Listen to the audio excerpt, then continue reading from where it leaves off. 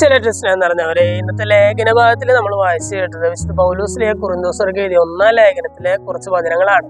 ഇവിടെ പൗലോസിലെ വളരെ ഭംഗിയായിട്ടൊരു ചോദ്യം ചോദിക്കുകയാണ്: ആരാണ് പൗലോസ്, ആരാണ് അപ്പോളോസ്? എന്നിട്ട് പൗലോസിലെ തന്റെ പ്രേക്ഷിത ദൗത്യത്തെ കുറിച്ചൊക്കെ കൃത്യമായിട്ടുള്ള ഒരു ധാരണ ഈ ജനങ്ങൾക്ക് കൊടുക്കുകയാണ്. അപ്പൊ അവിടെ പറയുകയാണ്, പൗലോസ് നട്ടു, അപ്പോളോസ് നനച്ചു, എന്നാൽ ദൈവമാണ് വളർത്തിയത്. പൗലോസ് ആണോ അപ്പോളോസ് ആണോ, ആരാണ് മിടുക്കൻ അല്ലെങ്കിൽ ആരാണ് കേമൻ എന്നുള്ളൊരു വാദപ്രതിവാദത്തിലുള്ള പൗലോസിന്റെ ഉത്തരമായിരുന്നു ഈ ഒരു വചനം. പൗലോസിലെ പറയുകയാണ്, പൗലോസാണ് നട്ടത് എന്ന് പറഞ്ഞാൽ നിങ്ങൾക്ക് വിശ്വാസം ഇൻട്രൊഡ്യൂസ് ചെയ്തത് പൗലോസിലേക്കായിരുന്നു.